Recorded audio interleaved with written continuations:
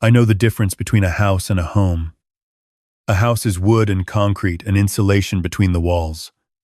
A home is something else entirely. It's the weight of someone who stays. I spent 40 years building one. And somewhere along the way, I confused the two. My name is Robert. I'm 63 years old. I spent the better part of my adult life running a mid-sized commercial contracting firm outside of Columbus, Ohio. We built offices, medical centers, the kind of buildings that outlast the people who commission them. I understood load tolerances. I understood foundations. What I didn't understand, for far too long, was that the thing most likely to collapse on me wasn't made of steel or stone. My wife passed 11 years ago. Breast cancer. She was gone in 14 months from diagnosis. And when she left, she took something from this house that I never found a replacement for. My son was 29 at the time. He flew in for the funeral, stayed 4 days, and went back to Phoenix. I told myself that was just how grief worked in young men. I told myself a lot of things in those years. My son's name is Derek. He married a woman named Vanessa 2 years after his mother died. I flew out to Phoenix for the wedding. I sat in the front row. I gave a toast. I paid for the reception, all of it, without being asked, because he was my only child, and I wanted to be the kind of father who showed up. I wrote a check for $42,000 without blinking, and I told myself that's what fathers do. What I didn't fully understand that day, watching my son dance with his new wife, was that I had just established a precedent. I had shown them both, clearly and without ambiguity, the precise mechanism by which I could be managed. It started slow, the way these things always do. A call here and there. Derek had a business idea. A small landscaping company he wanted to launch with a buddy from college. Could I help with startup costs? I wired $15,000. The landscaping company lasted 8 months. Then Vanessa wanted to open a boutique. I put in $22,000. The boutique closed before its first anniversary. There was a bad investment, a car they couldn't afford, a vacation to Cancun they needed. Every few months, there was a new emergency. And every few months, I helped. Because he was my son. Because she was his wife. Because I told myself, that's what family did. Meanwhile, I had a full life in Columbus. My firm was profitable. I had friends, a routine, a Thursday night poker game I'd been part of since 1998. I had my health, or so I thought. I had a doctor who kept telling me my cholesterol was a concern, and I kept telling him I'd cut back on red meat, and we'd been having that same conversation since Obama's first term. I also had Marcus. Marcus was my business partner for 18 years. He was also the closest thing I had to a best friend after my wife died. He was 10 years younger than me, loud in the way that people who've survived hard things sometimes are. And he had a way of saying exactly the thing I needed to hear, even when I didn't want to hear it. He told me once, maybe 4 years ago, the first real sign, not the financial drain, but the human one, came on a Sunday in October. I'd been having chest tightness on and off for about 3 weeks. I mentioned it to Derek on a phone call, and he said, "You should probably see someone about that, Dad." Then he asked if I'd thought any more about co-signing on the loan for the new food truck concept he and Vanessa were considering. I said I hadn't. He said they really needed an answer by the end of the month. The chest tightness didn't come up again. I did eventually see someone about it. My cardiologist ran a stress test in November, looked at the results, and used the phrase, significant blockage, in a way that made the room feel smaller. He scheduled a cardiac catheterization for the second week of December. A procedure, he said, minimally invasive. But he wanted me to have someone with me for the day, and to stay close to home for a week after. I called Derek. It was a Tuesday evening. He picked up on the third ring, which was better than usual. I told him about the procedure. I told him the date. I told him the doctor wanted family present. There was a pause on the line that lasted just long enough to mean something. He said Vanessa's sister was getting married in Scottsdale that weekend. A destination wedding. They'd already booked the flights, the hotel, the whole thing. It was non-refundable. I said I understood. I asked if maybe he could fly out the day after. Spend a few days. He said they had a thing on Monday. Something with Vanessa's family. But he'd call me the morning of the procedure. He'd definitely call. I said okay. I hung up. I sat in the kitchen for a long time looking at the window above the sink. The way the light hit the glass. And I thought about the $42,000 wedding reception, and the $15,000 landscaping company, and the $22,000 boutique, and the Cancun vacation, and the food truck loan I hadn't agreed to yet. I thought about my wife, who would have been on the first flight. Marcus drove me to the hospital. He sat in the waiting room for 4 hours reading a magazine he'd already read. And when I came out of the procedure groggy and gray-faced, he was the one who squeezed my hand and said, "You're okay. You're still here." My doctor had found 2 significant blockages. He'd placed stents. I would need to take it easy, stay on medication, and make some changes. Derek called at noon. I was still in the recovery area. He asked how it went. I told him 2 stents. Would need a couple days in the hospital for monitoring. He said, "Wow, that's serious. Good thing they caught it." I could hear background noise on his end. Music. Something outdoor. I asked where he was. He said the rehearsal dinner. They were just sitting down. I said okay. I told him I'd talk to him later. He said, "Feel better, Dad. Love you." He hung up before I finished saying goodbye. Marcus stayed until 8 that evening.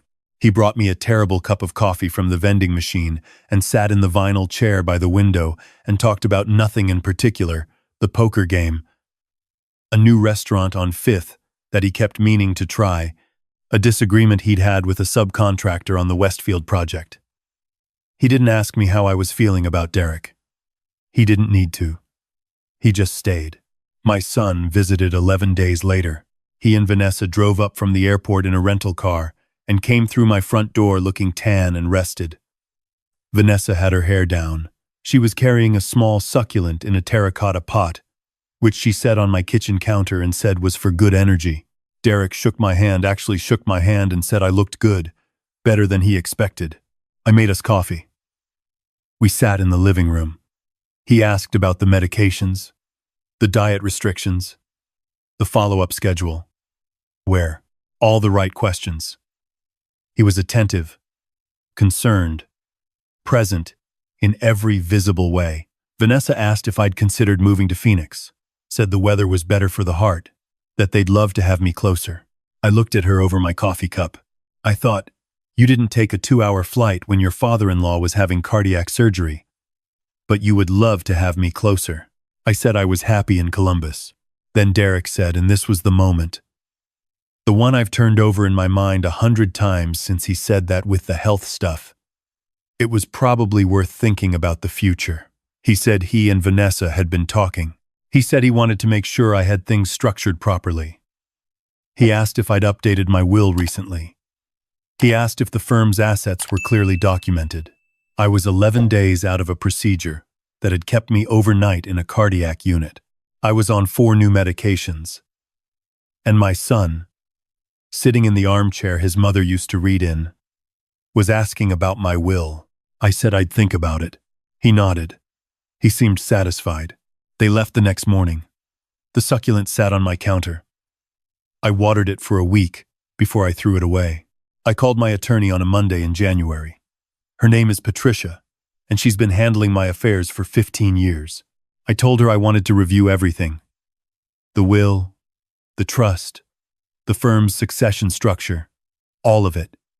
I told her to take her time and be thorough. I also called a man named Dennis Garfield. He runs a small private investigations firm out of the Short North neighborhood. I'd used him twice for business-related background checks. I called him because I had a feeling.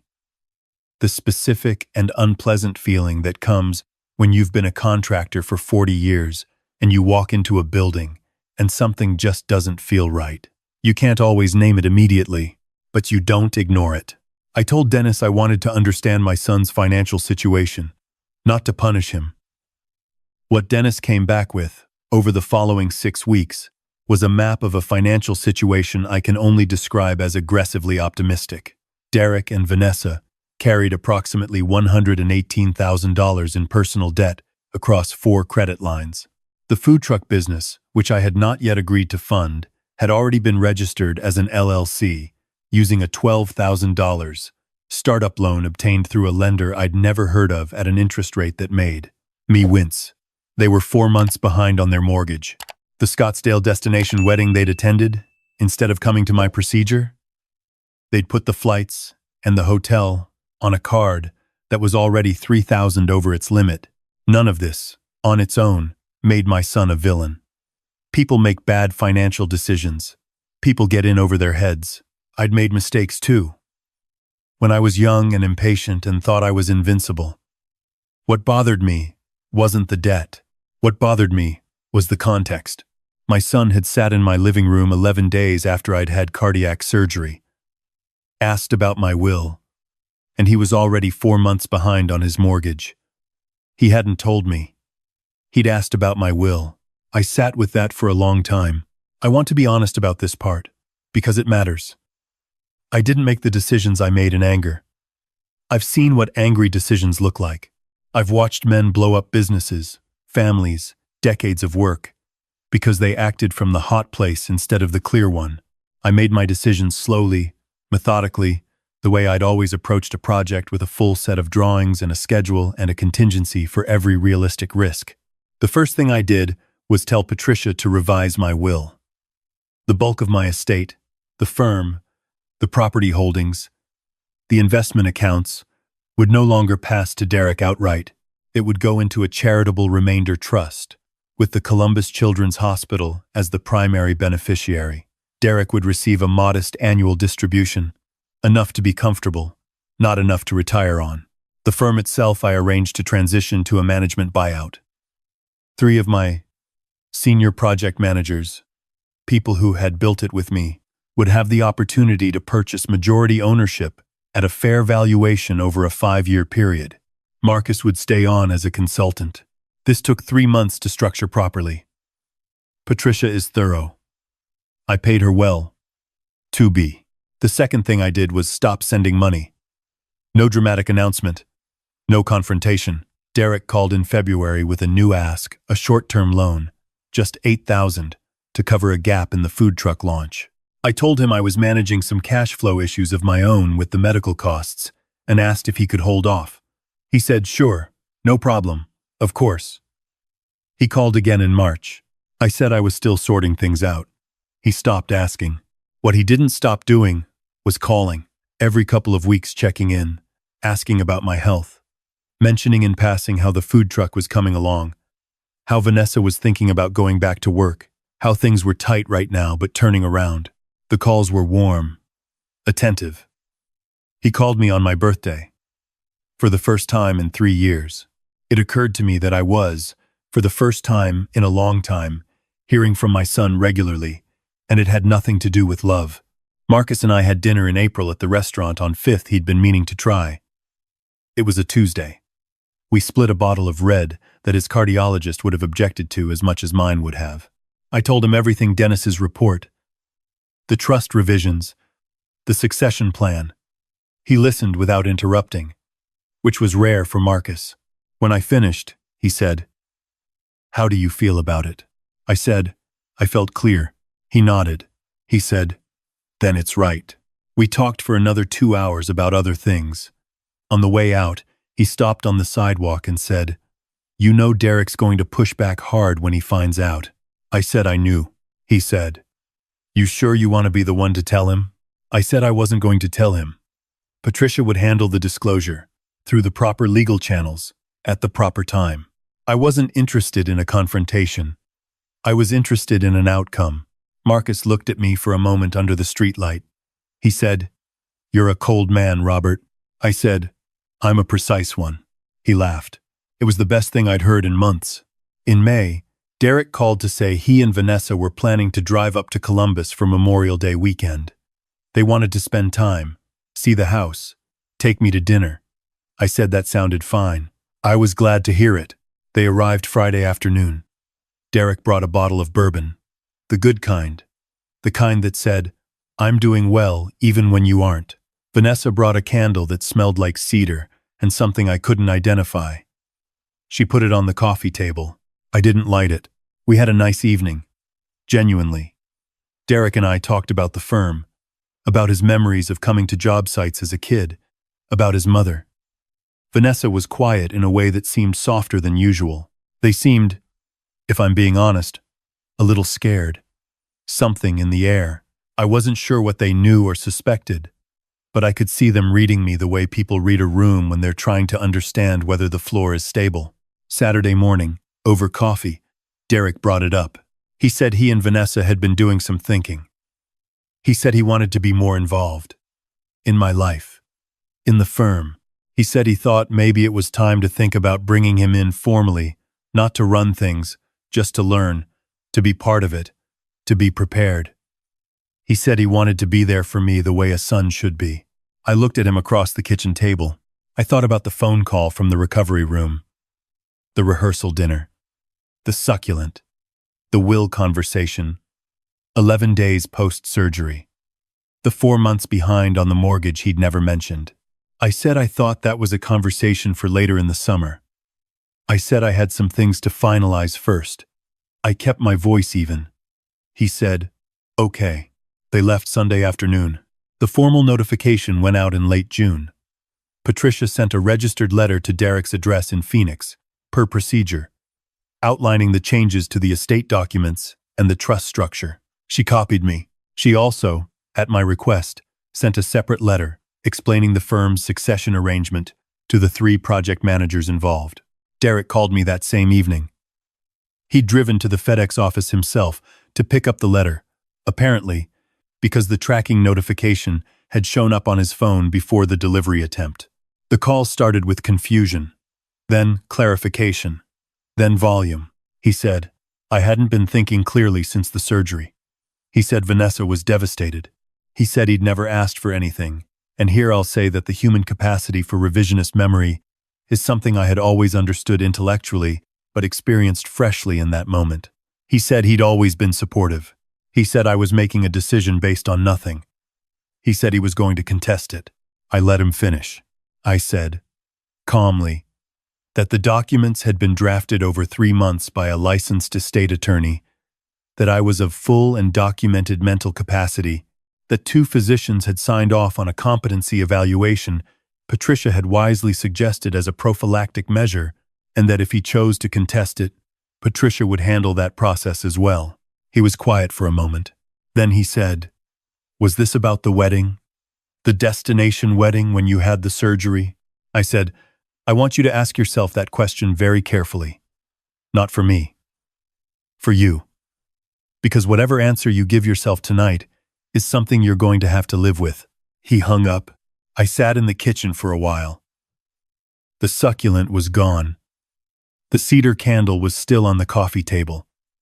I picked it up and put it in a drawer. 3 weeks later, I received a letter from a family law attorney in Phoenix indicating that Derek intended to petition for a competency review. Patricia responded within 48 hours with the documentation she'd already prepared. The petition went nowhere. It was over in 6 weeks. I won't tell you the aftermath was clean. It wasn't. There were more calls. From Derek, from Vanessa. Once from Vanessa's mother, who I'd met twice in my life. There was a period of about 2 months where I didn't sleep well. Not from guilt, but from the particular exhaustion of having done a hard thing and waiting for the world to settle around it. Grief is strange. You can grieve a person who is still living. You can mourn the version of someone you believed in for 30 years. I had dinner with Marcus every other Thursday. I went back to the poker game. My cardiologist told me my numbers were improving. I started walking every morning down to the park, around the reservoir, back. In the fall, I began volunteering with a program that pairs retired tradespeople with young men aging out of foster care, teaching them basic construction skills. I spent a Saturday in October helping a 20-year-old named Gabriel learn how to properly pour a concrete footing. He was focused, careful, asked good questions. I told him that if the foundation wasn't right, nothing else mattered. He wrote it down. I don't know exactly what Derek and Vanessa are doing now. Dennis told me, when I asked him to close out his file, that they'd listed the Phoenix house. He offered to keep watching. I said no. I said I'd gotten what I needed from that part. What I needed was clarity. Not revenge, though I understand why people use that word for it. What I needed was to stop funding the fiction, that the people who benefit most from your presence are the same as the people who value it. Those are two different groups. I had spent a decade treating them as one. My wife used to say that a person's character was most visible not in the big moments but in the ordinary ones.